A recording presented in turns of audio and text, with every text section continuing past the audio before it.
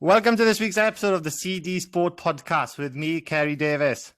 Joining us today from Ystradgynlais to Auckland, New Zealand, is Ryan Jones, or we all know him as Young Sparky. Kia ora, pal. Kia ora, morena. Kia ora, morena. What's morena mean? Morning. Morning. And kia ora is hello, innit? I am right saying that. Yes. Yeah. Hey, boy, you're probably in the safest place in the world at the minute, are you? There's bloody COVID going on. Yeah, we've been pretty lucky, to be honest. We had a three-day lockdown at the start of the week because they found 3 cases, and then they pretty much opened everything back up on Wednesday. So we haven't had it as bad as we've had it over there. You've had a proper good run. Like, you went to like a couple of Super Rugby games, everything, didn't you? Was there Super Rugby? Yeah, everything was pretty normal last year. We had a 4-week lockdown, and then everything opened back up. We had another lockdown then.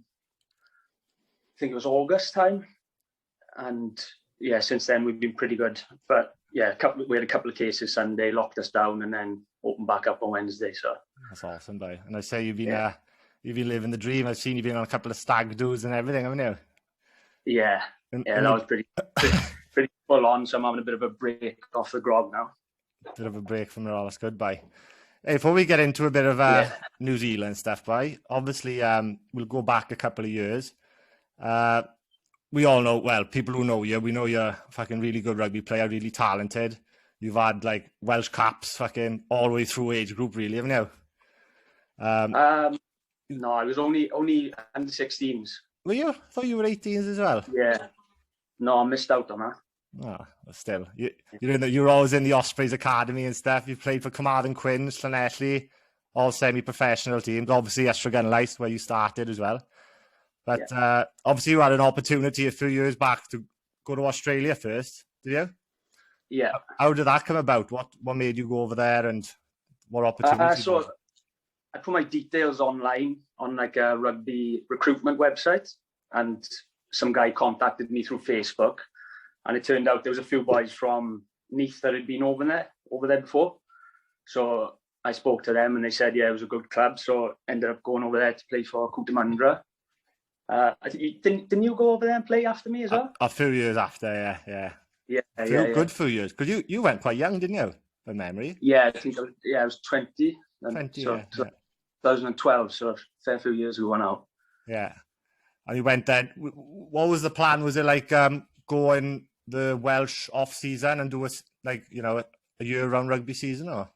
Yeah, so I think I was with Quins at the time, but then in the February I decided I just wanted to get away from Wales for a bit.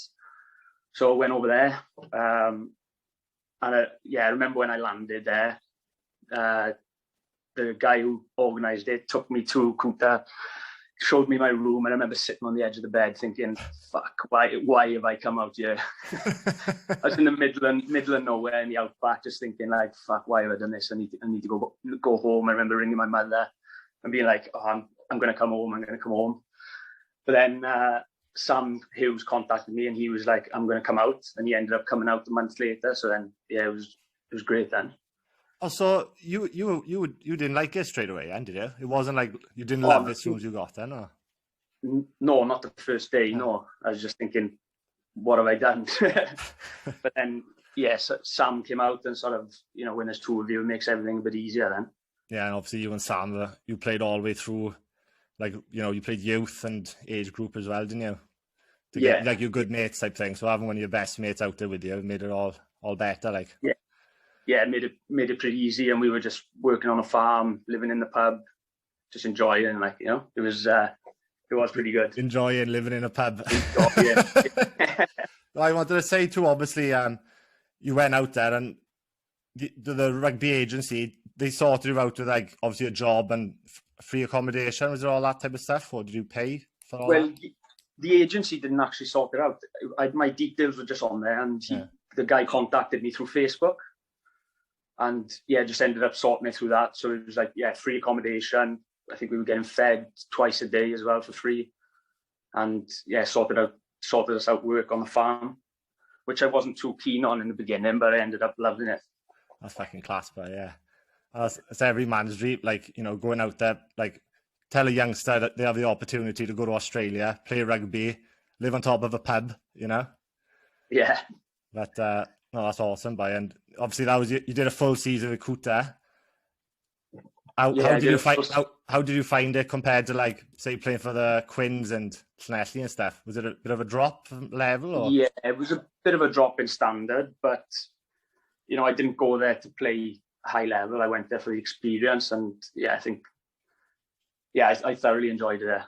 It was brilliant. Like we were sort of like famous in the town. Me and Sam, we were in the paper every week and stuff, and yeah, so it was quite a cool experience. Yeah, a few times. That's fucking class, but yeah, because obviously you mentioned I went there and did my farm work and played with them, and it is a small town, isn't it? It's like it's smaller than Ystradgynlais, like, a lot smaller than like Ystradgynlais and everything, isn't it? You know? Yeah. To comparison, and I wanted to say, like, I mentioned it with like Rodri Clancy and Hawley's podcast. You know, Australia, how vast it is, how big it is. Yeah. I remember. Did you play Dunelaquin? Do you remember that team? Yeah, it's like a 2.5 hour drive. Fuck, try 4 hours, boy. Was it? It was 4 hour drive, yeah.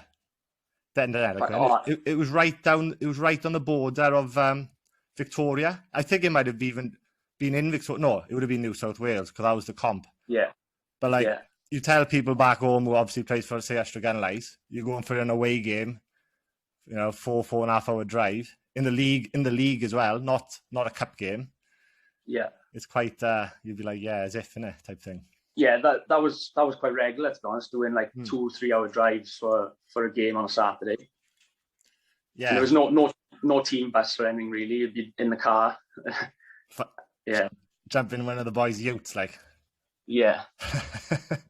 So obviously you did a season there, boy. What happened then? Did you come home or did you stay out there?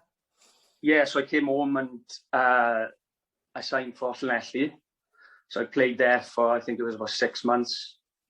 And then in the August, then I flew back to Australia because all you boys were out there, and ended up playing a season with Knox Old Boys in Sydney, in the Sydney comp. So yeah, that was a good club as well. I enjoyed that. Yeah, that was like you say, a lot of us are out there, and well, we all. How many was us on top of a pub at one stage? In one room. There was 6 of us living in one room. I think me, Slig, and Sam were sharing a bed. And Kong, the Maori boy, wouldn't share his bed with anyone. And then Pies was on the sofa, and we had Jack on the floor then, wasn't it? That's it. And you had like Mike Horton in the mix, and Josh as well, didn't you? Were they there living? Yeah. Then? And one toilet as well, boy, wasn't it? Before us all, like. Yeah. Thinking back, it's pretty grim, isn't it? No, you wouldn't change the memories of it, like, but you look back and you think, bloody hell, how did I live in that environment, so to speak, innit? Yeah. Like you said, Spark, like, you know, you were 20 leaving, you were 20 going to Australia. By then, were you 22 in Sydney? You're still young, and you're still enjoying. Yeah, I would have been 22. Yeah. We were having a good time. We were going out drinking and stuff, and we were like going out to say on a Friday and playing on a Saturday type thing. Yeah. It was just basically on the piss for the whole year, wasn't it? Yeah, that's it. And even like the Knox Old Boys, they were like, I wouldn't say they were Premiership in Wales, but they were pretty good decent level, wasn't it? You know, it wasn't. Yeah, I think the first team, they probably would have been at Division 1, I reckon, there or thereabouts. Yeah. You know, so it was weird because they have like 5 grades, don't they? So every week is like, it's like a festival of rugby there. So, you know what I mean? So there's like five grades playing, and sometimes you'd have boys playing thirds, seconds, and firsts. Like, you know, so you'd have boys backing up and playing a few extra games here and there.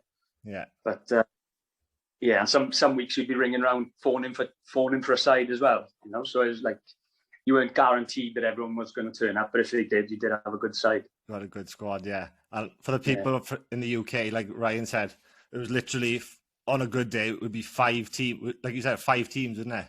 Like, it started like 10 in the morning. You'd have the fifths playing, 5th, 4th, 3rds. Then I think the under 21s would play. That's it, Colts. And then the seconds, and then everyone would be there to watch the firsts kick off at 3 o'clock. And so it'd always be a good crowd and stuff there. Yeah. No, it was a good experience, that. And like, I think you'd vouch for this. Any like youngsters who was thinking about going abroad to play, especially, you know, Australia, New Zealand, or even the opportunity to go to France, I'd definitely take it, innit, you know? Oh, yeah, definitely. Yeah, get out of your comfort zone, get out to the village, and yeah, go and see what's out there. Yeah, that's awesome. So obviously, by the old 2-year visa in Australia, you had to come back to the native land of Wales. Yeah, so I came back again. Ended up going down to Ystradgynlais to play again. Didn't really enjoy it there the second time round, so ended up going back and playing for Ystradgynlais then, and started enjoying my rugby again.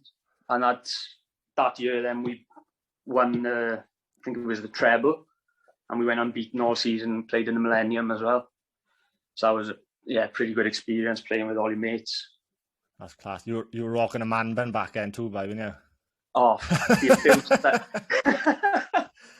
abuse I had on Twitter for that. Yeah, wasn't for my rugby, luckily enough. But I think someone made like a collage. I think there was like 5 or 6 tweets of like people abusing me, and it might have been John. He made like a collage of all the abuse and like posted it on Facebook or whatever. But yeah, that was.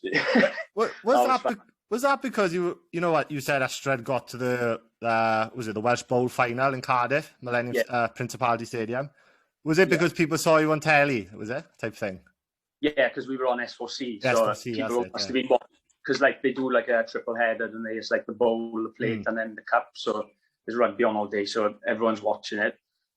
And yeah, I think it was the next day. Someone was like, "Have you seen the abuse you had on Twitter?" And I was like, "Oh no, what?" And I was like, "Fuck it, I thought I played all right." And they're like, "No, not for your rugby, for your fucking trim." That's Sparky rocking the man. Yeah, but what made it worse as well then is Liam Harris came on to replace me. He was scrum half as well, and he had a man bun in as well, but he was looking like Marva Home Alone, like everywhere. So he got abused as well. Yeah. They must be thinking, what do they breed in fucking Ystradgynlais, isn't it? Yeah. No, that's class by. And obviously, you jiu-jitsu. When did you get into jiu-jitsu then? Was that when you cut on last time, or? So I started about 4.5 years ago. Yeah. Started around the same time as Tom Barry, because I think he'd been to a couple of sessions, and he said, "Oh, I'm going down to Ponty to do jiu-jitsu. Do you fancy coming down? I think you'll like it." So I went down, and yeah, I was fucking hooked pretty much straight away. Yeah. So for you, it was love at like as soon as you went on the mat, you were like, love it, something. I just looked at the people that were a lot like, you know, higher level than me, and people like you know, they don't look much, but they would just hold you down and manhandle you. And I was just thinking, like, what's happening here? And I just thought, as long as I just keep turning up, I'll be able to do that to someone one day. It hasn't happened yet, man. I'm manhandled then. Hey, you're a blue belt, boy. It's bloody good going, you know. Yeah. So yeah, I had my blue belt out here. Probably after about 2.5-3 years of training. So, which is quite a long time, but I have been training sort of intermittently. I trained for about 1.5 years back home. Then I travelled Asia for 6 months, so I didn't do anything at all. And then went back, done a few months back in the Chris Rees Academy in Swansea. And then, yeah, flew out to New Zealand then and just carried on out here. Yeah. So obviously, so when you and Emily decided you want to go to New Zealand, was that like one of the first things, right? Find a jiu-jitsu gym, or was it like get a rugby club? What was your logic there? Yeah, to be honest, so initially I didn't really want to come to New Zealand. It was Emily that wanted to come. Really? So yeah. So I think so we decided we wanted to come to New Zealand before we went to Asia, and the plan was to go from like Asia for 6 months and then fly to New Zealand. But obviously we had to come home because Ace was getting married. So I came home for that on the stag, and then we were like, oh, we'll just leave in December. So I remember we flew to Dubai for Jamie's wedding, and then we flew from there to New Zealand. But I remember sitting in the airport in Dubai, me and Emily, you know, we just had a cracking trip with all the boys. And I was just like, I don't want to go. I don't want to go. And I remember we were talking, and then it was literally like, I got to the point of tears. I was like, let's just go home. You know, I don't want to go to New Zealand. I want to just go home. I was quite happy with my life back home. Yeah, yeah. But we got on the flight anyway. And then, yeah, as soon as we landed, the weather was awesome, and went down the beach, and I was like, yeah, I can do this. You can do this. And do you go straight to Auckland from, was it Auckland you first, like, do you go straight there? Yeah, we flew straight to Auckland. Yeah. And obviously you said the weather was banging, so you went, obviously, January, was it January you left, was it? Yeah, it was January.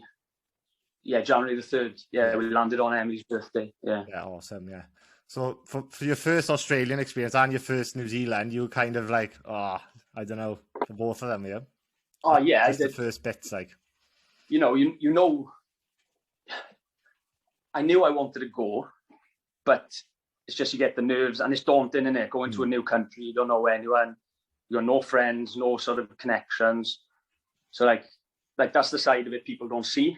Yeah. You know, everyone sees like the trips and the beaches and the cool photos, but nobody sees like it's hard work, like putting yourself out there to meet new people and, you know, starting a job in a different country and all that sort of stuff, you know? Yeah, yeah.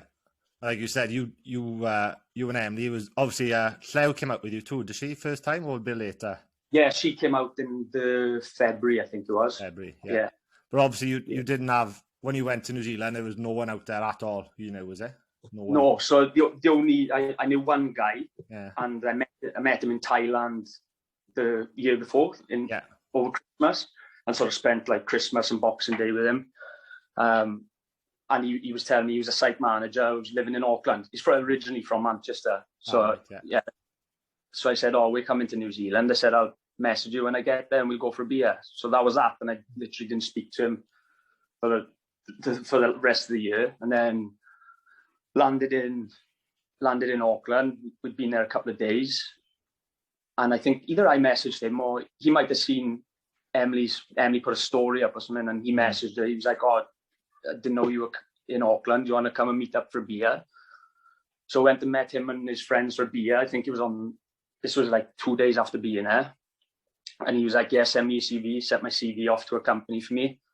And we were staying in a hostel at the time. And he was like, he's like, where are you staying? I said, we're in a hostel up there, you know, bit of a shithole. And he's like, and him and his missus were there. They were like, come and stay with us. And I was just like, you know, are you sure? You only know me 2 days, and I met you for 2 days on the piss in Thailand. Yeah. And he was like, yeah, no, come and stay with us. So we ended up moving in with him. We stayed with them.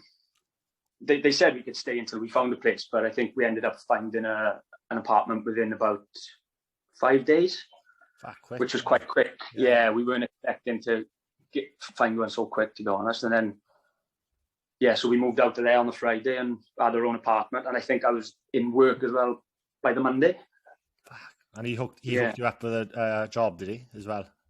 So the first company sent my CV to. I think that the next day, this guy rings me and he said, you know, you have to work or whatever. Yeah, and I said, yeah. And he goes, he said, I'll come and meet you for a beer tonight, just to have a chat. So I thought, that's quite cool, you know, a bit different from back home where you got to go for an interview or whatever. He's like, I'll come and meet you for a beer. And so I said, all right, I'll meet you tonight. So then after I got off the phone, I think it was about an hour later, I get a text off the same guy. He's saying, how much do you weigh? And I was like, fucking hell, that's a bit random. And I was like, you know, 70 odd kilos. Why? And he was like, because we've got a restricted rugby grade under 85 kilos. And he said, would you be interested in playing?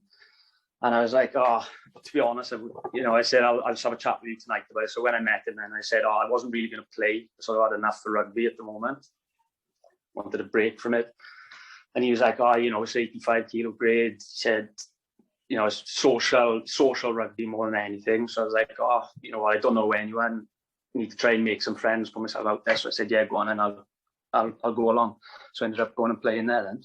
That's fucking awesome, boy. And like it just shows as well, like you met that guy for 2 days, and just like networking and just be like traveling, and just be having the confidence.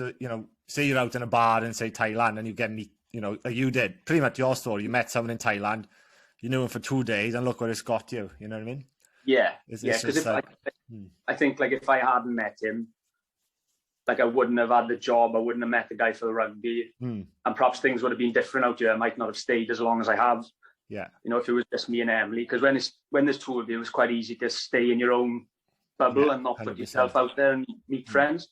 But like Emily met the group of girls through him as well, and his missus and all her friends. So yeah, did everything. We did get really lucky because everything sort of fell into place within about 2 to 3 weeks. Yeah, which we were expecting it to take a lot longer than that. Oh, it's awesome. It's all about the networking, boy, isn't it? Yeah. And like you mentioned there, I'm actually really interested in this because I don't know much about it.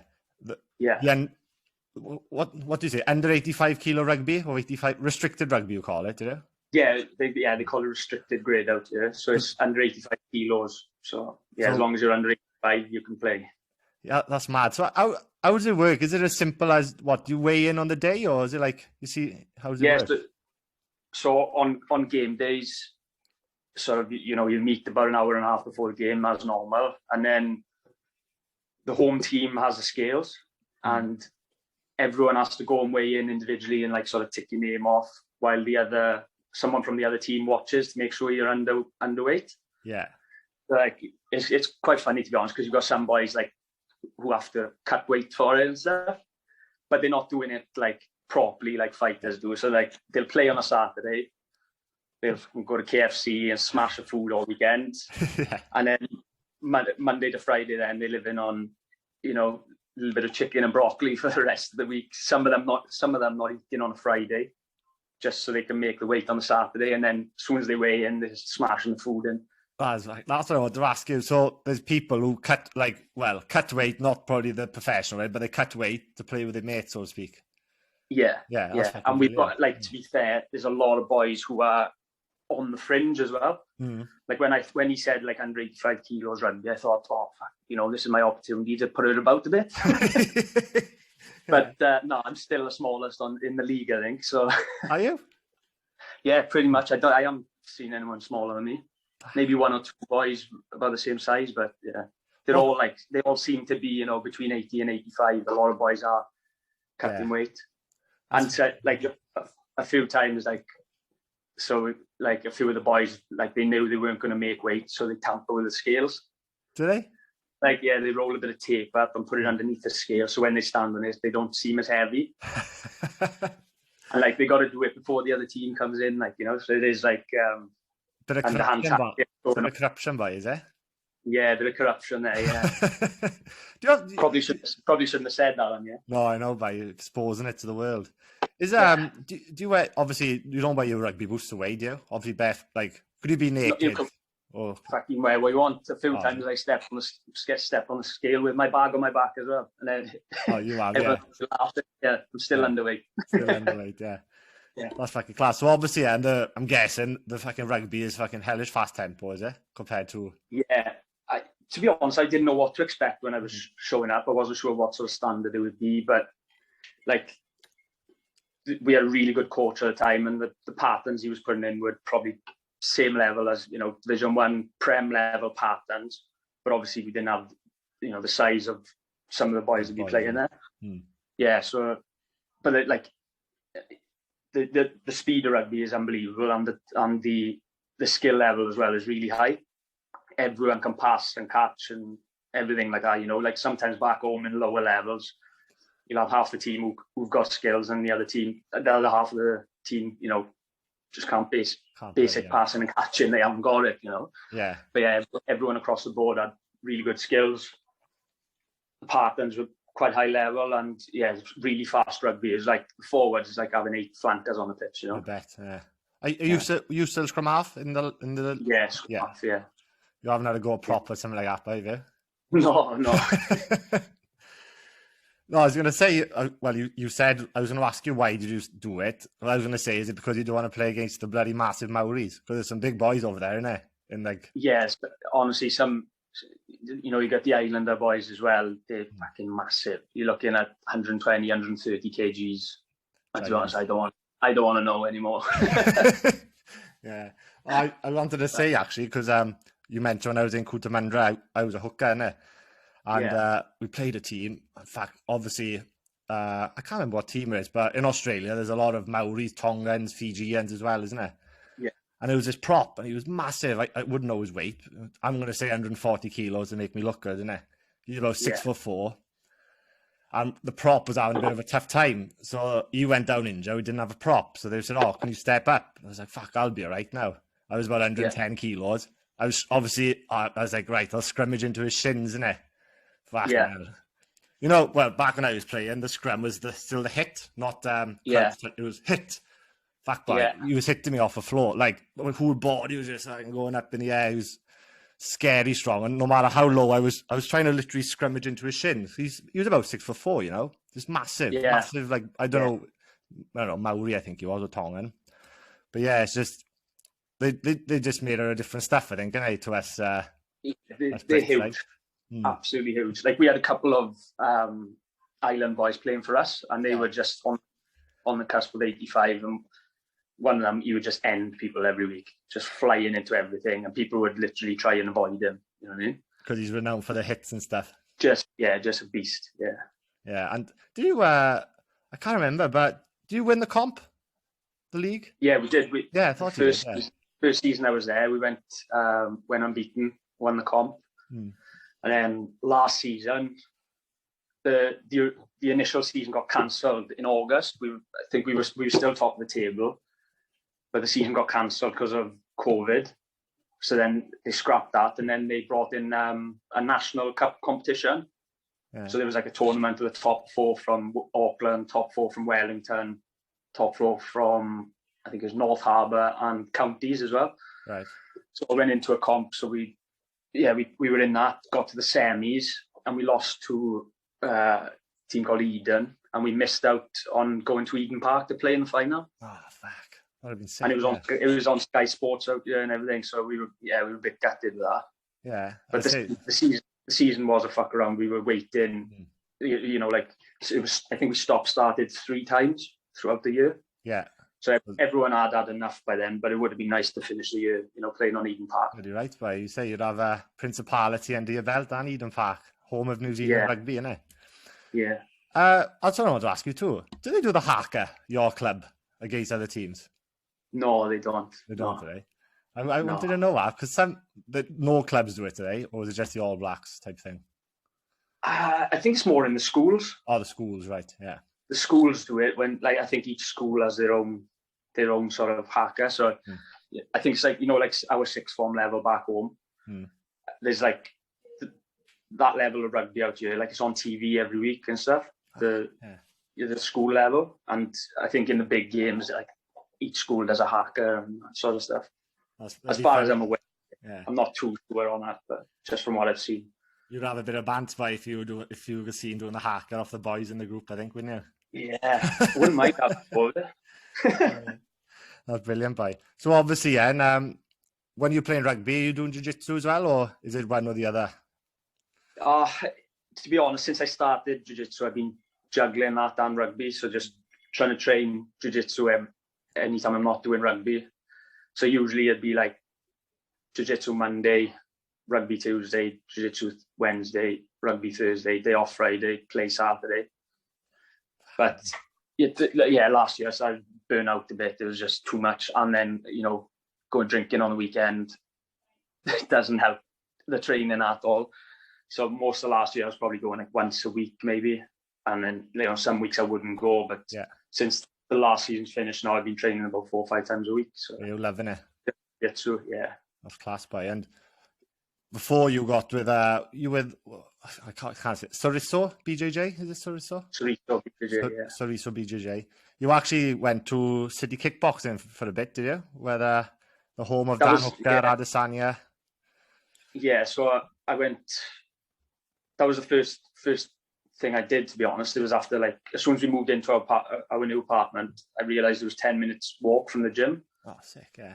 So I just went over there and, like, you know, it's nerve-wracking and going anywhere new. So I just walked in, you know, said, you know, I want to join, blah, blah, blah. So did a few classes. I think I trained there for about 8 weeks. And I just didn't sort of seem to click with anyone there at all. You know, you don't want to, like, talk too much, but you know, you're trying to, like, start some conversations up or whatever. But yeah, it didn't really click with anyone. And then there was like 2 or 3 coaches taking the jiu-jitsu. So, and like, I think about 8 weeks in, I realized none of the coaches actually knew my name or anything still. So I was like, you know what, I'm just going to try somewhere else. So I ended up knocking on the head there. I went to Ystradgynlais, and yeah, I loved it. It was like a family feel. It's like a, you know, old school traditional Brazilian guy taking it, and he sort of, you know, takes an interest in everyone that walks through the doors. You know, everyone's got nicknames and stuff in there, and yeah, it's just more of a family feel, and yeah, just loved it there, so I decided to stay there. That's awesome. What's your nickname, boy? Sparkles, is it? T-Rex, by short arms. T-Rex, is it? Rex. Yeah, because of short arms. T-Rex. Yeah, but with like city kickboxing, like you said, I'm guessing it would be like everyone in Auckland would want to be there, wouldn't they? Oh yeah, like that's the thing. I don't think there was anything personal against me. I think they just have so many people through the doors. They can't really keep track of what's going on there. You know, like, it was a great hell of a setup there, great gym, and like the kickboxing looked really good. But you know, I wasn't interested in doing that. But yeah, I think they just have so many people through the doors. They couldn't keep track of who was there. As you would, was it? I think it was voted the best gym in MMA, wasn't it, last year? Best MMA gym in the world. I think. Yeah, world, not just down in New Zealand. So yeah, but obviously it's you've made a bit of a mate in your new gym too, haven't you? You want to talk about that a bit, Pi? What are you on about? Oh, some all black royalty, no big deal. You know, oh boy, Ryan's just tying him up in knots there. What's happening? Yeah. Right? No, so I've been training there quite a while actually, because like they do morning classes and evening classes, and I'm always in the evening classes.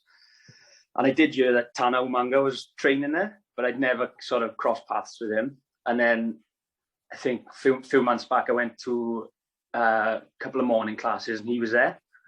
And I did have a bit of a fanboy moment, because I was like, fuck, it's Tana Umanga, isn't it? You know, it's someone who I've watched growing up. And like, I still remember, like, when I used to play rugby on the little triangular grass outside Ystradgynlais, I'd be like pretending to be Tana Umanga to wash people off and stuff. Yeah, when he's in class, and I got like grouped up in the same group as him, we were doing like a Shark Tank where you all get to roll with each other.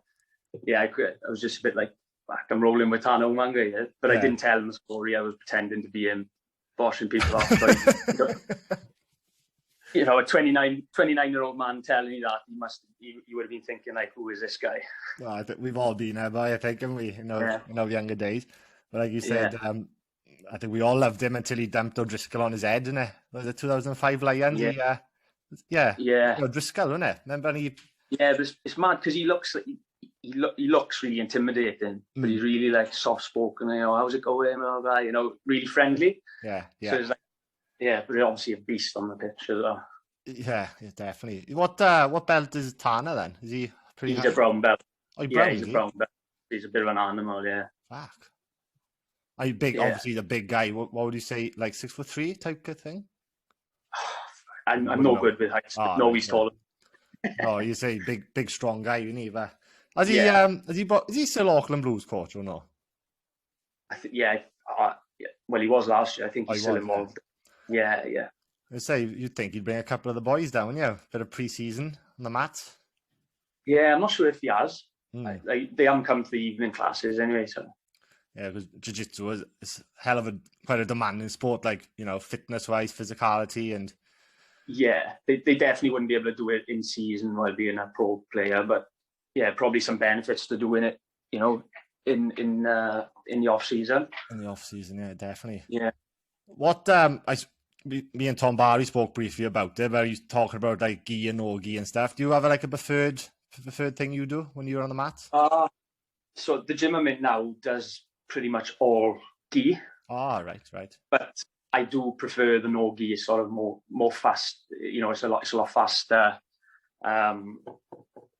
With the gi, there's a lot more control, like grips, and people can choke you with your lapel and stuff like that.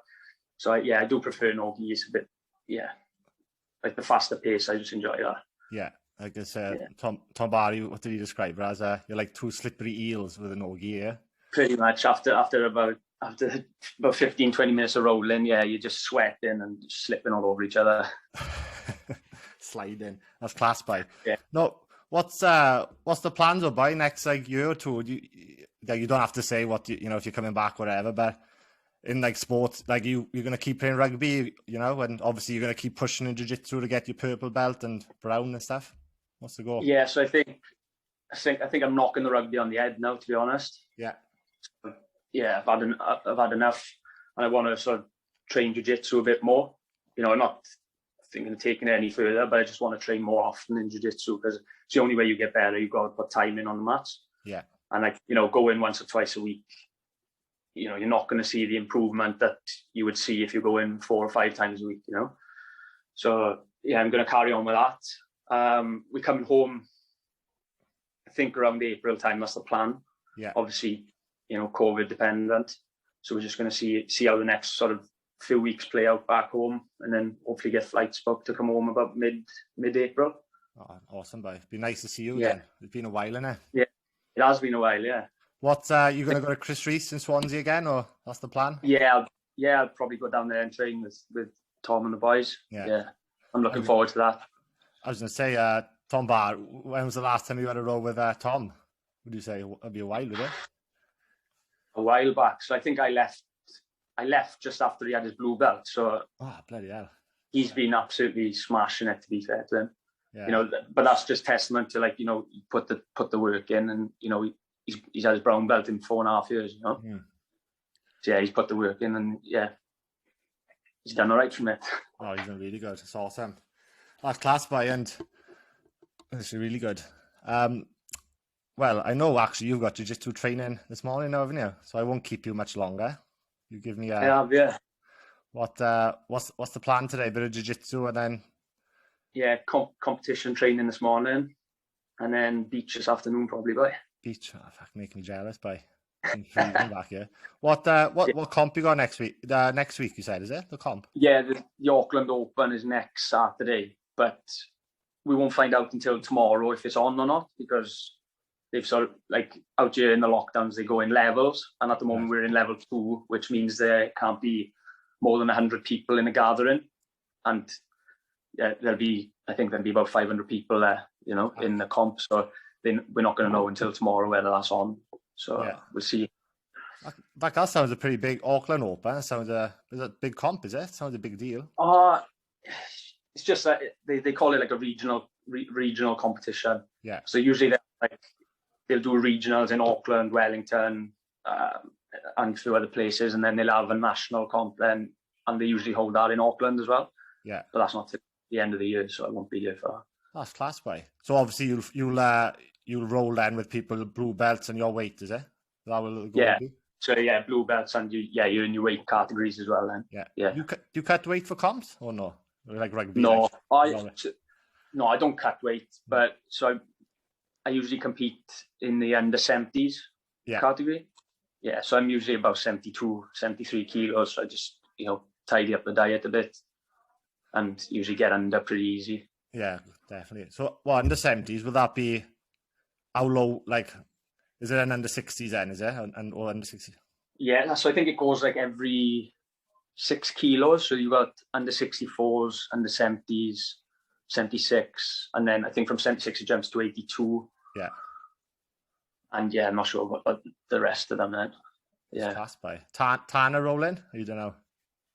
No, to be honest, I haven't spoken to him that much, but shut up, bye.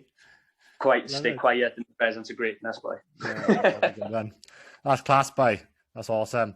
But before I let you go, by, as I ask everyone, Do you want to give anyone a shout out or where we can follow you on social media and stuff like that? Follow me if you want. Ryan Sparky 9 on Insta. And no shout out really, just family and friends. Looking forward to seeing you all in a few months. Awesome, bye. That's class. Yeah. Ryan Sparky Jones, everybody. Take care.